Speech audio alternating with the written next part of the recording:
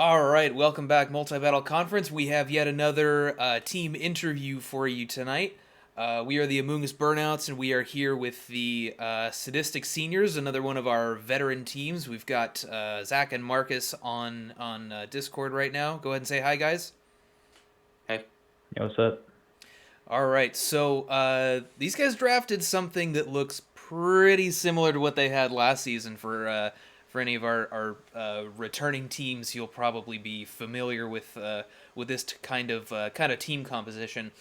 They ended up starting off the draft with Clefairy this time. They had Ndidi in this slot the previous season, which got taken by the time it got to them. So their redirector this time is going to be Clefairy. Their next three they picked up are Pokemon that are definitely very familiar to them: the Corviknight, the Porygon Z, and the Kanto Marowak. After that, they picked up a new threat in the Dracozolt. Moving on to their remaining B tiers, they went with the Buzzwole, the Starmie, and the Unova Darmanitan, finishing off the draft with a couple of E tiers in Phantom and Mime Jr. So pretty powerful, pretty threatening team. Guys, why don't you tell us about this team? Uh, uh, where to even start? So basically, we started off with similar things that we had last season, and I mean, we got playoffs last season, so if it ain't broke, don't fix it, I guess. And I mean, you want to explain Dracozolt to them? And we can like alternate between. so yeah, basically, to start out the draft, we wanted Indeedee Corviknight because it proved to be very consistent last season. However, Yeah, we didn't expect Indeedee to last past the first round, so we had a yeah, backup pick in Clefairy, which may have actually been better because it gave us a bit more flexibility with our draft, being a tier lower than Indeedee. And yeah, we knew Corviknight was consistent, especially with Friend Guard this season. And from there we kind of just branched out a bit from last season. yeah. So starting off with like the new kind of picks, we have like Dracozolt, which is again, I'm technically not allowed to reveal any of our secrets. Thanks, Zach, for that. But Dracozolt, we have things we can do with it. We of course have the ability of speed control with Dracozolt, also the ability to just run hustle and blow things up like to the sky high. It's got like a decently okay typing. The synergy with the team isn't bad whatsoever. Uh, and it's got good stats. It's solid. It's not a bad Pokemon, and I think maybe people are going to see, hey, Dracozolt, ground move go burr, or I don't know, dragon move go burr.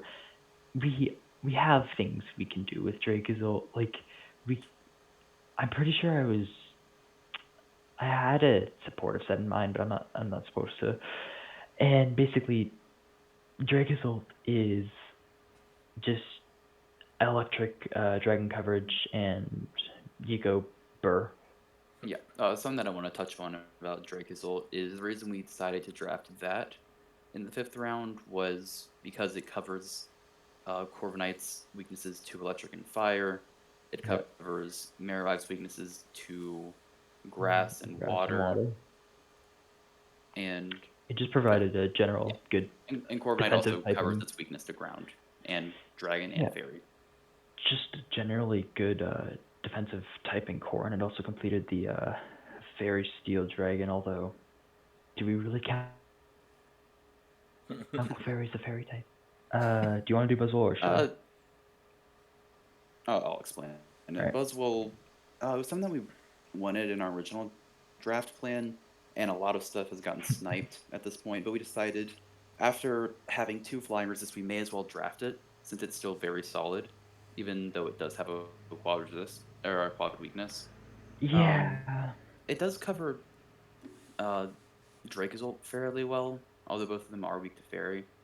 It resists ground, which Dracozolt doesn't appreciate. Dracozolt is the flying type that Buzzle doesn't appreciate. And overall, they're both two very hard hitters Hmm. and have somewhat versatile speeds, depending on where we want to go in a certain match. Yeah, their speed tiers are awkward, just the way we like them. And I mean, I don't really know where to start with Buzzwole. Like, just it hits hard. Uh, its defense and HP are like very good. Its SpDef is a little bit lackluster, but at the same time, are we ever putting this in against a special mon? No. Yeah, and its HP Uh, stat makes Yeah. it able to take special hits. yeah, and of course, Clefairy can also, with Friend Guard, make this thing like relatively actually bulky. And of course, its speed tier. I mean, you guys know what we do with our speed tiers. We screw them up. We mess with our opponents' heads. Speed. We are speed. Starmie. Look, Starmie.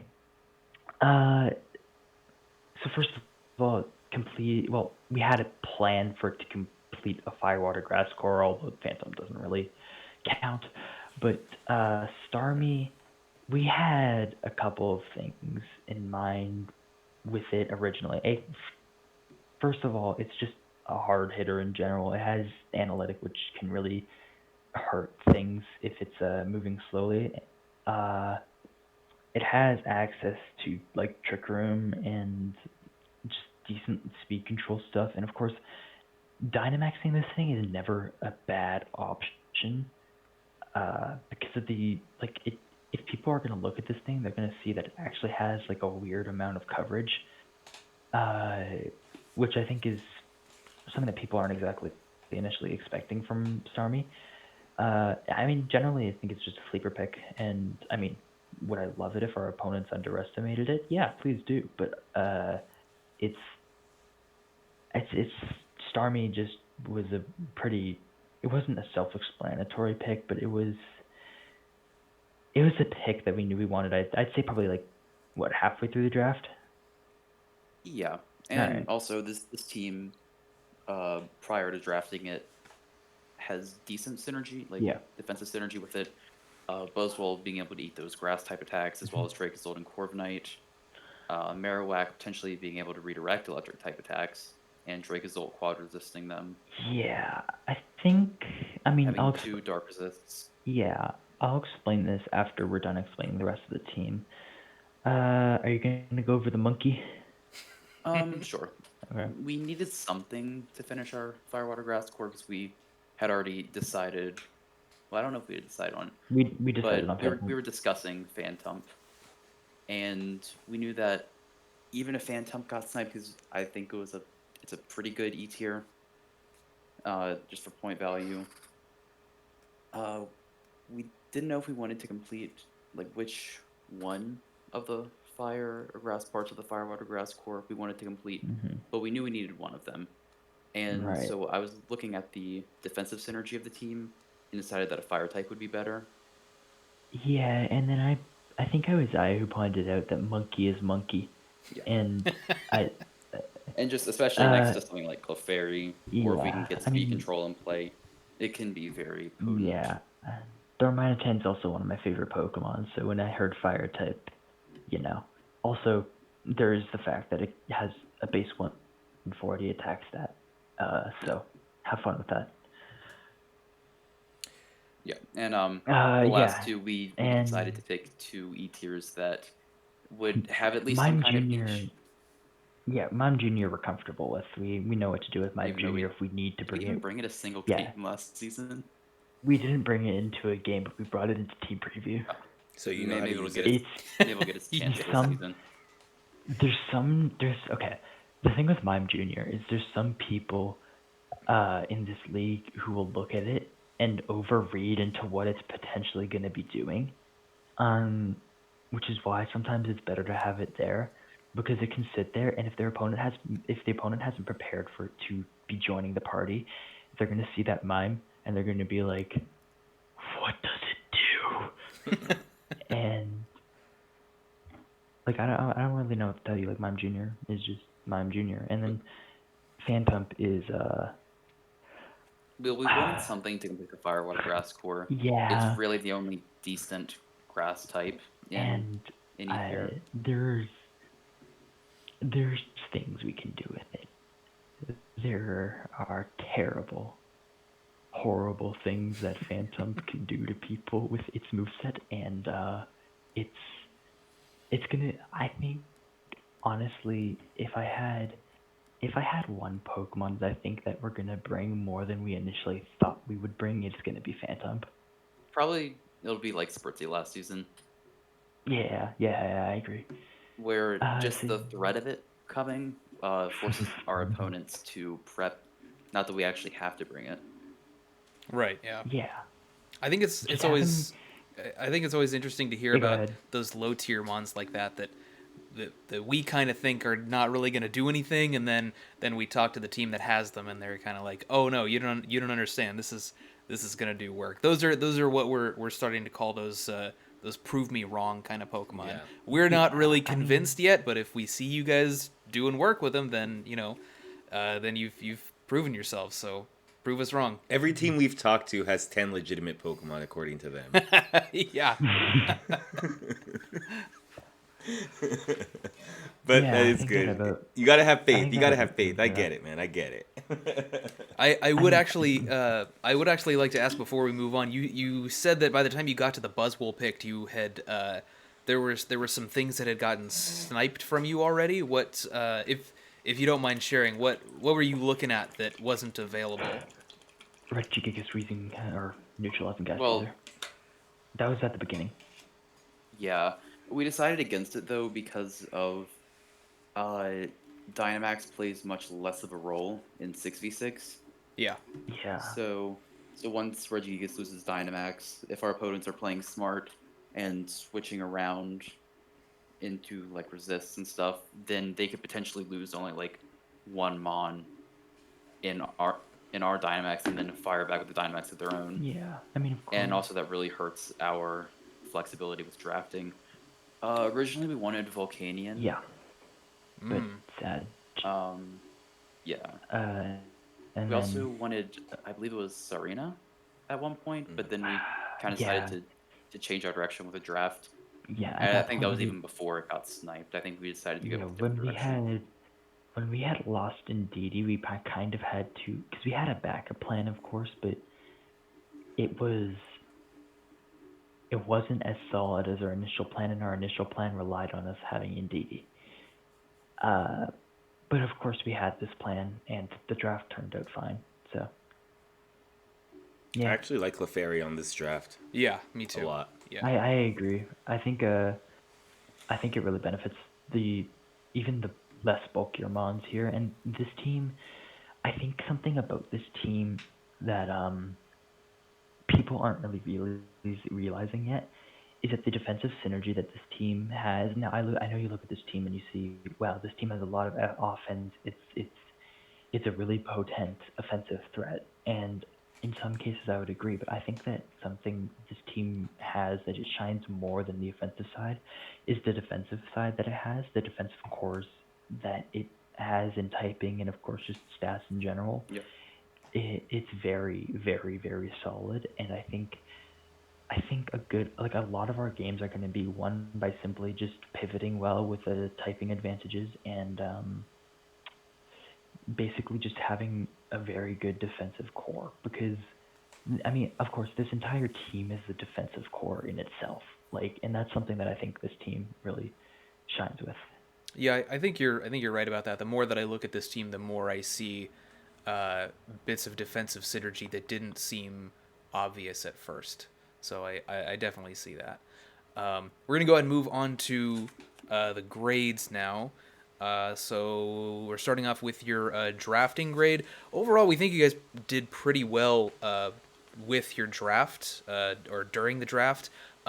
Your first pick, Clefairy, I think is actually a really good first pick, especially since I, we we're players that definitely see good value in picking really high A tiers, even in the first round. And considering how quickly the redirection was going, I think grabbing Clefairy early, and just making sure you have it is definitely a good decision. On that same note, you grabbed another A tier, which I think is very, very valuable, even for its tier in Corviknight. And considering how well it works with Clefairy, I think it was a great pick to pick up earlier. By the time it got to the third round, I'm less certain that there was a risk of Porygon Z getting picked up, so I'm not. I'm a little bit skeptical of that as a third round pick, but at the same time, I know it's something that you guys are familiar with. It works well with the two Pokemon you already had, so it's not really something that we knocked you for very much. I definitely get it. I also really like the Marowak pick up that high because again, it's something you're really familiar with, and it's something that is uh, like Corviknight, very valuable for its tier. Maybe even more valuable for its tier than Corviknight is. So I think you made a lot of good decisions. Porygon Z seemed a little odd, and then we did also notice that toward the bottom, when you were going for the Starmie, Darmanitan, Phantump, it did kind of look like you were trying to create a Fire, Water, Grass core, and sort of just ran out of steam once you spent too many points and had to resort to one of the E tiers. So that was a little bit unfortunate. Not that that was necessarily short-sighted, but you did what you could with the kind of draft structure that you were going for. So those were just a couple of things we knocked you on, but overall B plus. We thought you guys did well during the draft. For synergy, we also gave you a B plus. The defensive synergy was something that we had seen. Obviously, we didn't get as detailed into it as you guys did, but it is something that you can definitely see. You have a fairy steel dragon core that is very powerful, especially considering even if Clefairy isn't like an offensive threat, the defensive synergy is there enough to warrant the steel dragon fairy core, that fantasy core. So obviously we give you props for that. But one of the main things too that we liked about your synergy is that if you were to choose Pokemon that benefit the most from Clefairy, I think this would be a decent list of those Pokemon. A lot of the picks that you guys ended up making, and I think that's great because what essentially you did is you saw incredible value in Clefairy. Matt and I also are a fan of Clefable, which also has a similar move pool that's in A tier as well. And we know the value of having a very good redirector. So that seemed like almost like a veteran move for you guys. You guys have done it twice already. Go for the redirector. I think Indeedee's a little bit more obvious, but seeing that you guys were willing to go for Clefairy this early is a veteran move. And then just filling out these threats that synergize in certain ways too, but also have decent amount of offensive coverage that kind of can span the amount of type synergies that you want to hit. Like Marowak still gets Fire Punch, Thunder Punch, Ice Punch. Dracozolt still gets decent coverage. Buzzwole gets decent coverage. Starmie has amazing coverage. Darmanitan has amazing coverage. So because of that, you have hard hitters that aren't just like pigeonholed so much into just being like a ground attacker or an electric dragon attacker. You have things like how you have mentioned before that Dracozolt can hit for ground type coverage, can hit hard for flying type coverage, and protect its teammates in those ways. So because of that, we really liked a lot of the synergy things that you guys ended up doing. Obviously, the Fire, Water, Grass core can leave a little bit more to be desired there. Pretty frail defensive synergy, more like offensive than anything, but still overall we thought it was really well put together, and we ended up giving you a B plus on synergy. We really liked how everything just kind of flowed. Moving on to threat level, I don't think it should come as a surprise to anybody that we consider this draft probably to be the most threatening draft there is right now. I suppose that could change with transactions, but I don't know that we're giving anybody else an A plus on threat level. This is a ridiculously threatening team. Almost everything on this team is something that really demands a lot of attention from your opponents, which is really what the threat level comes down to. A lot of it is offense, a lot of it is disruption. But even something like Clefairy, meets that standard of demanding attention from your opponents in prep. Um, so I think going down the list, I mean, everything here is threatening in some way. Clefairy is one of the best redirectors, which we consider to be very threatening. We'll always acknowledge that with something like Clefairy or Indeedee or Togekiss, Clefable. That the biggest redirectors, they have they bring some serious threat to your draft. Corviknight is extremely threatening in that if you let it get set up, oftentimes there's nothing you can do about it afterward. It's very difficult to deal with, and it might not even set up on you. It might actually, it's actually a Dynamax option. You can Tailwind with it. There's a lot of ways that you have to address the Corviknight. Porygon Z, I mean, everybody knows what that thing does. It Dynamaxes and it blows you up. And you guys have even shown last season that you're willing to use it in other ways, and I think that unlocking some of that versatility makes it even more threatening, specifically when it's being piloted by you guys. Marowak, either form of the Marowak is going to be very threatening as soon as it hits the field with that thick club. It just does huge amounts of damage. It can even set up with like a Curse or a Swords Dance. Dracozolt is incredibly threatening, whether it's a Dynamax Life Orb set with Hustle, or whether you're just tossing a Scarf on it, or now it has Sand Rush if you find some way to set up the sand. I know you guys don't have a sand setter, but if you can find a way to do that, or maybe trade for one later on, it's definitely a threat in that situation as well. Buzzwole is any Ultra Beast, I think, is threatening just by the nature of its ability. It has a lot of sweeping potential. I think Buzzwole also has bounce, so it can actually be a max airstream sweeper, or maybe it's just aerial ace. I don't know. I think it gets some flying move, but and I think Darmanitan is the last one here that I think counts as like a big threat. Just threatening huge amounts of damage as soon as it hits the field, especially if you toss a choice item or a life orb on it. Starmie, I think, can be threatening as well. It's something that we actually really like, so I don't want to overlook it here, but I don't think its strength really comes from it being an immediate threat. But yeah, I don't think we've seen this much sheer threat come out of one team before. It's pretty astounding. It takes a lot for us to be okay with giving any of these metrics an A+. But for the threat level, you guys got it for sure. Yeah, last season I think the team that got the highest threat level was the LA New Wave, and because they had like a colossal mode and a few other things, we gave them a pretty high threat level. They may have, yeah. This team just blows that team out of the water as far as threat level, so it kind of that also adds to it. So yeah, kudos to you guys there. For versatility, we ended up giving you guys probably obviously your lowest grade, which was the B-. Forgive us because our mortal eyes do not see the potential of support Dracozolt. But for the most part, when we look at this team, we see things that, they do what they do and they do what they do well. Porygon Z obviously has the ability to, you guys have shown, to run multiple sets. But what it really likes to do is blow stuff up. Marowak also likes to blow stuff up with Thick Club. Dracozolt, typically you're running Hustle, you want to blow stuff up. Clefairy is redirecting stuff, it's using Helping Hand, and if you got a Trick Room mode that you have to go against, you got After You on it too. So that way you can get the things that you're protecting to go first and, have a decent Trick Room mode on there. Even if a lot of your team tends to be a little bit faster. So I think even though you have decent role players, there's not a lot of ways to switch up exactly what they're gonna do.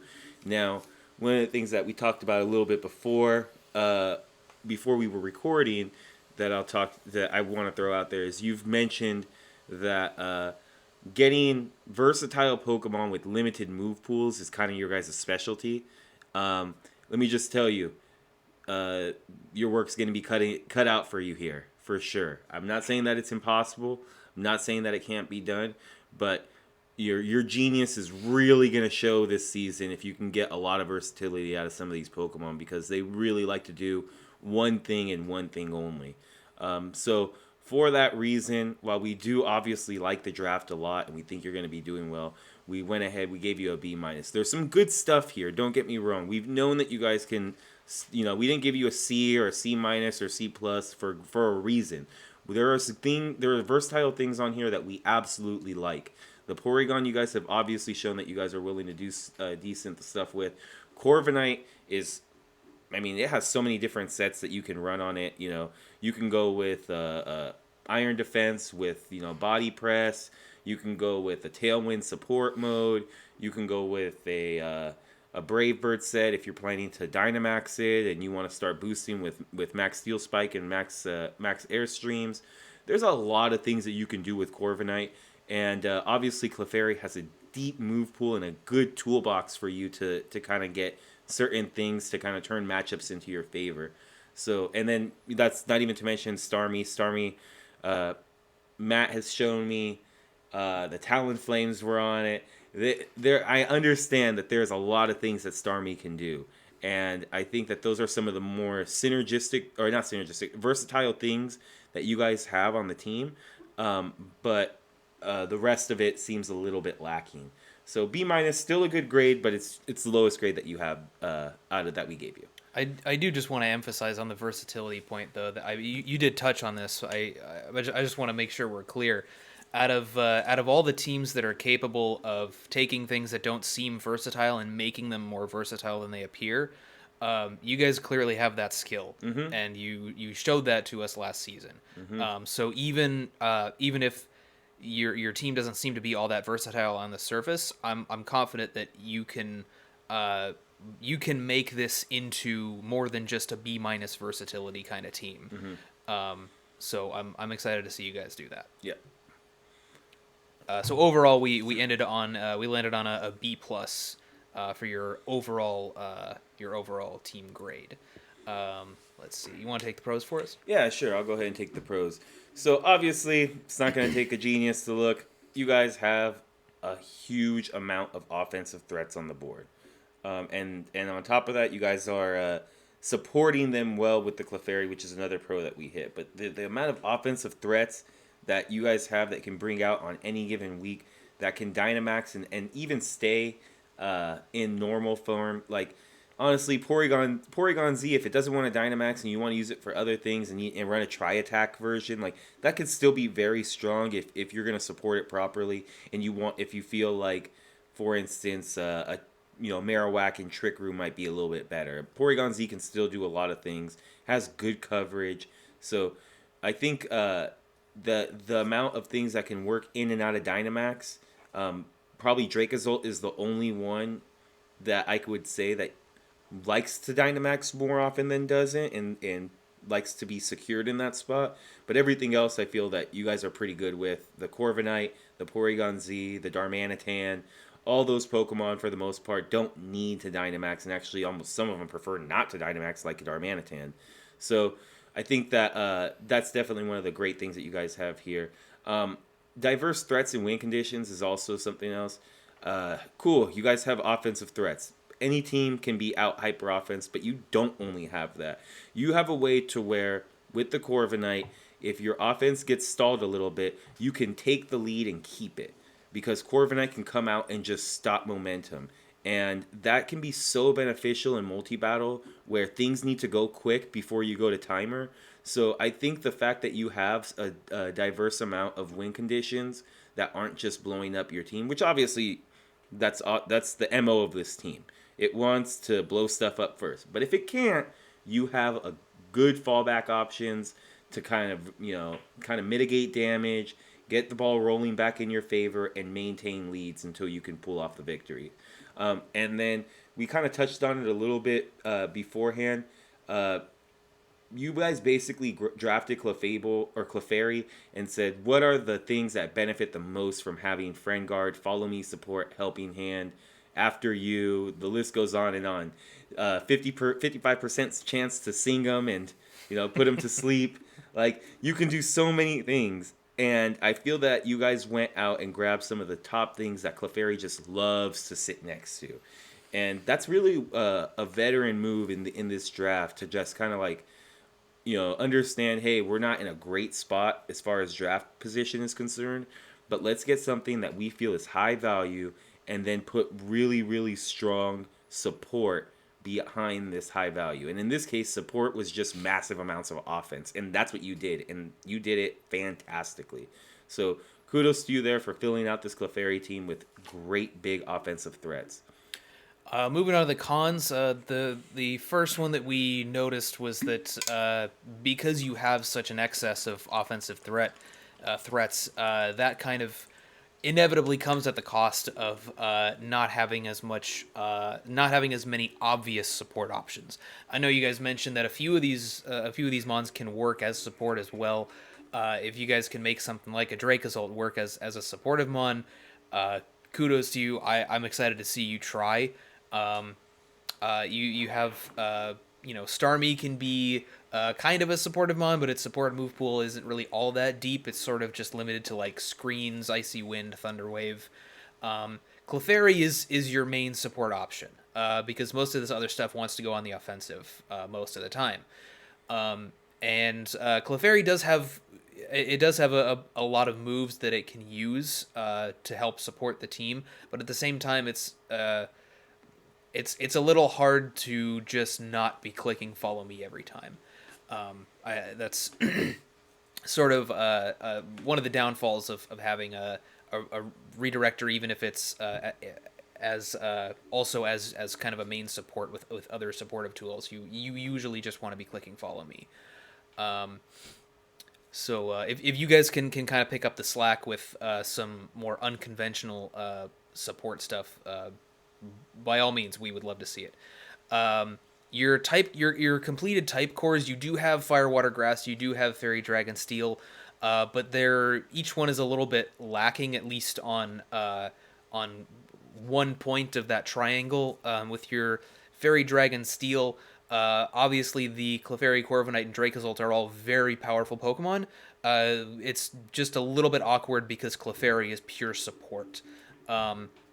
If it was, whereas the Dracozolt and the Corviknight can both be some kind of mixture of offense and defense, so that you won't have a Fairy type that's there to blow up an opposing Dragon type or something like that if it was threatening Dracozolt. So might not be a huge deal because at least you can still redirect those attacks. But it was maybe a minor weakness that we saw in that core. And then, of course, with the Fire, Water, and Grass core, Starmie and Darmanitan are great to have together. But then there's your Grass core, the Grass part of the core dips into that E tier, which I know you guys are you're bigger believers in Phantom than we are. But that is a bit of a con since it's going to be a little bit harder to use that than it will be for a B or a C tier grass type. And it's also it's probably going to want the Eviolite obviously, and that might conflict with Clefairy as well. So you do have a couple of those good type cores, but we don't feel they're exactly optimal. And then the last one. The last one we noticed was that you don't really have a solid dedicated Trick Room setter. You do have 4 different mons on this draft that can set Trick Room with the Porygon Z, Starmie, Phantump, and Mime Jr. But of course the Phantump and the Mime Jr. being not fully evolved E tiers, they have their own obvious weaknesses, mainly due to base stats. Starmie is a little bit awkward because it's not super bulky naturally, and it's a little bit awkward to have a faster Pokemon setting up your Trick Room for you, but it is an option. And then of course the Porygon Z, which I believe you guys might have ran Trick Room on once or twice last season, but Yes. it is a little bit like Starmie. It's not as bulky as you would want your Trick Room setter to be. It is sort of fast, not quite as fast as Starmie, of course. But then and you're also you also may potentially be sacrificing some of its offense if you're using it as a trick room setter. So I'm wondering. The Marowak seems like it might not be living up to its full potential if you can't use it in Trick Room consistently. And I think even with Marowak as part of your Trick Room mode, I wonder if you might be kind of weak to other Trick Room modes because it's a slow Trick Room sweeper, but it's not as slow as it could be. There's options here for against other Trick Room matchups for putting Room Service or an Iron Ball on something, but you can't really do that with Marowak because it really needs that thick club. So you might have to resort to setting up a curse or something if you really need to be slower than something with like a 30 something speed, which might be enough, but it's does require setup if you're going to be able to do that. So Trick Room matchup is a little bit shaky. You don't have a dedicated setter, something like Musharna or Kafagrigus or Gothitelle or something like that. So that could potentially be a bit of a weakness and maybe won't allow Marowak to shine as much as it could otherwise. Of course, there is also After You on Clefairy, but again, something we like to talk about is how the kind of the baseline for powerful Trick Room sweepers is going to be like that base 30 speed, and Clefairy's unfortunately a little bit faster than that. So can still do some work depending on what kind of Trick Room sweepers you're going up against. Just not as fast as I think you would want it to be. So that's going to finish off the cons, and then we got a couple of questions for you guys. Yeah, so pretty much finished that off as far as your grades are concerned. But we just wanted to ask you real quick. Obviously, this is a very, very powerful Clefairy-based team. But the first question that we wanted to ask is, outside of Clefairy, if once that goes down, where's the support for a lot of these strong Pokemon going to come from?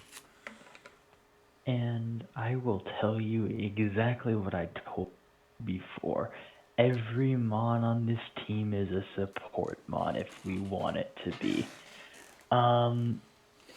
Literally, I don't think I can see a single Mon, maybe barring Marowak, here that can't be utilized as a support Pokemon.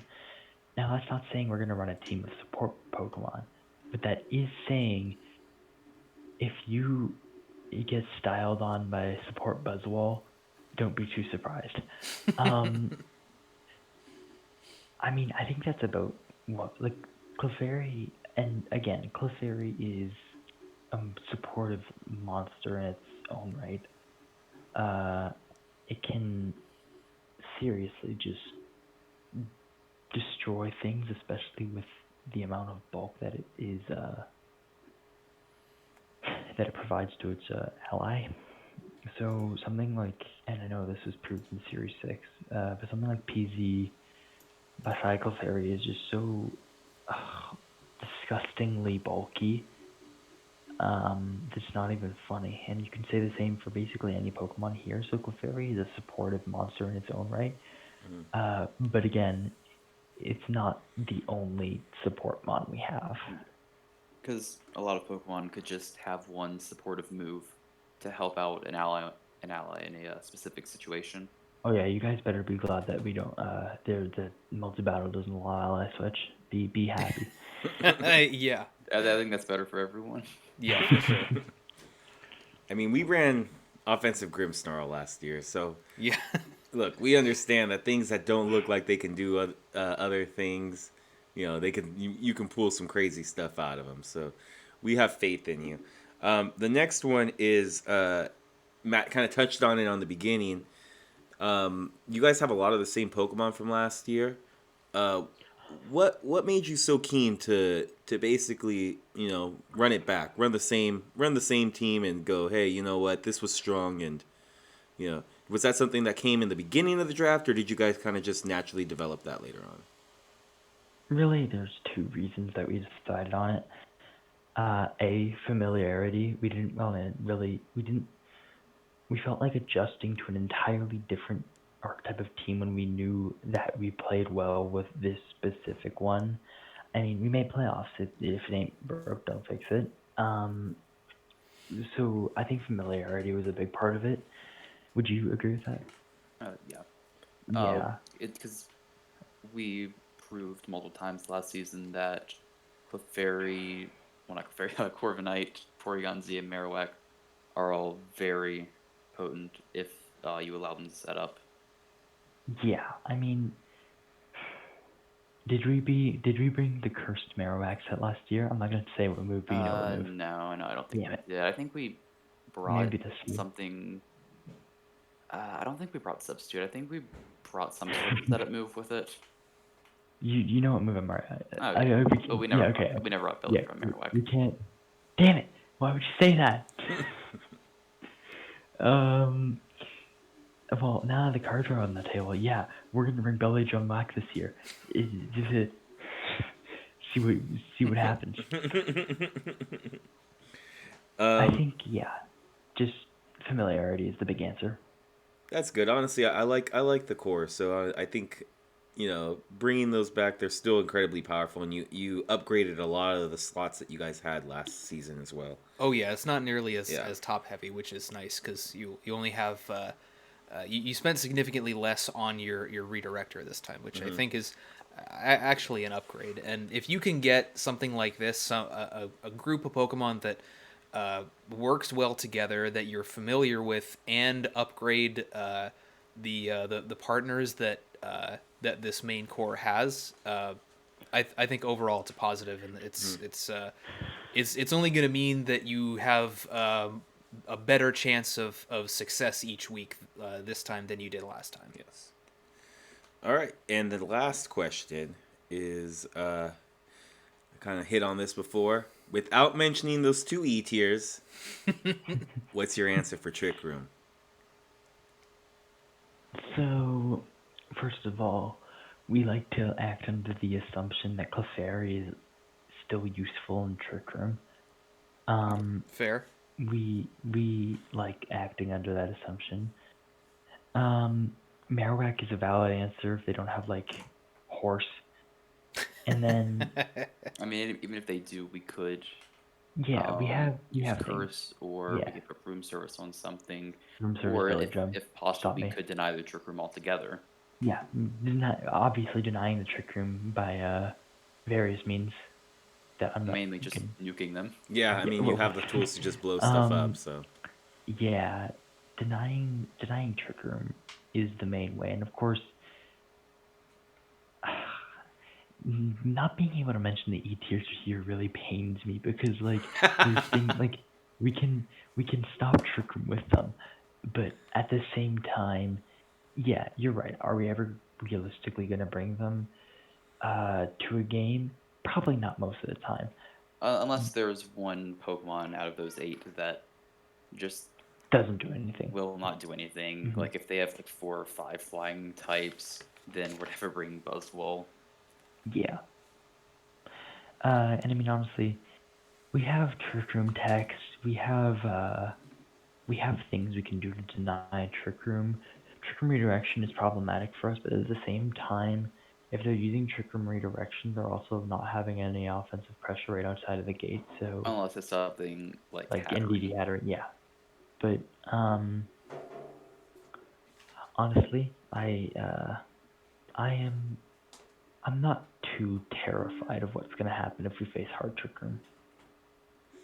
That's good. I honestly enjoy those. The way that we build these sets are just kind of a week by week basis. As Of course, they should. yeah, naturally, yeah. Changes with the wind. So we're gonna That's just how we got without running so many supporter sets last season because we just saw that our opponents had no way to shut them down. Yeah. All right. Well, we're gonna ask you guys a couple of quick rapid fire questions. Something that we're asking all the league members to, if they're doing an interview. The first one is a Pokemon that you drafted that you're excited to use. Probably Dracozolt and Starmie. They seem pretty underrated. Yeah, Darmanitan For me, too. it's Darmanitan. Yeah. Or just, I mean, Porygon-Z, go Porygon Re.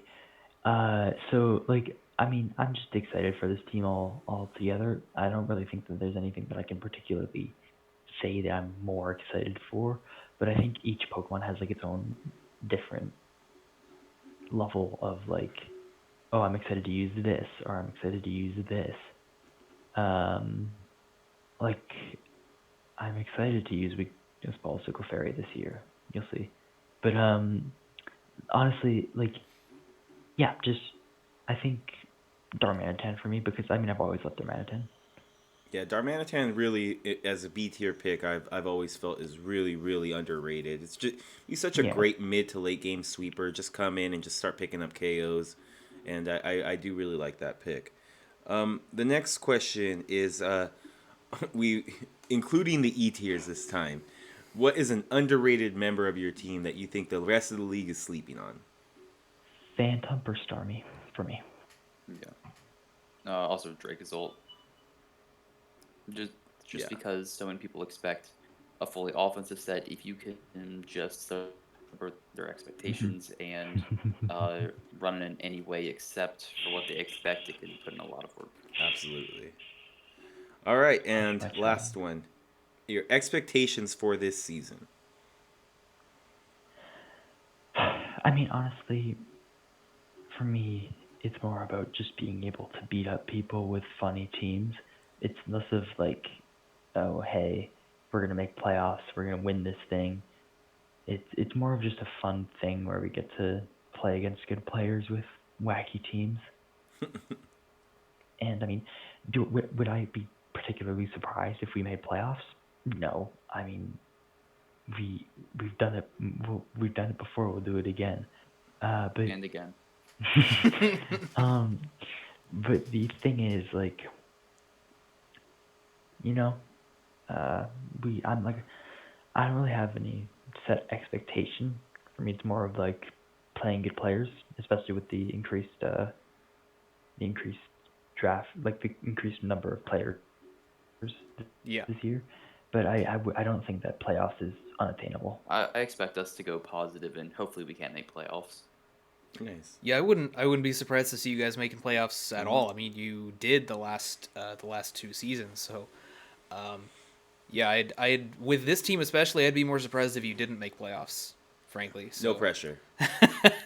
but at the same time, like whether you're going for playoffs or not, we do need at least one team who's kind of in it for the memes, like you said, just beating people up with funny teams. Yeah. That makes for entertaining content for sure. So, give us some weird shit to talk about in our weekly breakdowns. Yeah, absolutely. Especially because you guys are good at it. Yeah, Well, You yeah, know, yeah, if there was a team that was trying to do yeah. this and losing every week, it wouldn't be nearly as entertaining. yeah. You know, but you guys have shown that you guys are really good team builders, can think outside the box and win in several different ways that you're not necessarily expecting. Okay, I think that's it for the questions. Did you guys have anything else that you guys wanted to add? Not really. Just, I mean, I mean, like as you guys said, if you want honest advice from me, don't sleep on us because we're like seniors or whatever, or like we have this weird ass team. But if I'm talking like from what I want, please sleep on us. We are not a threat. We're easy to beat. Don't know what you're talking about. Yeah, just underestimate us. Please do it. I think given your history in the league, anyone with half a brain knows not to sleep on Yeah, you we're guys past at this that point, guys. We're Yeah. past that point. It's like us saying, being like, "Hey, don't sleep on us, guys." Yeah. Like, yeah, we're past that point. Yeah. You guys are definitely threats, and nobody that I know, goes into a game against you guys and is like, "All right, we're gonna take this W today." Like, they're Yeah. always, going, "Oh, geez, this is gonna be rough." Oh man, oh geez, like so. Yeah.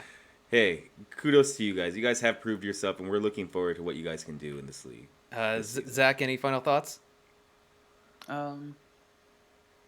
No. I just think that hopefully Clefairy can lead us to a good season. I'm sure it will. Yeah, Sure it will. Solid Pokemon. You guys are gonna be all right. All right. Well, that does it for our interview with the Sadistic Seniors. Good luck this season, guys. It was great to have you on. We will Yeah, we thanks will for see having you us. on the battlefield. Yeah.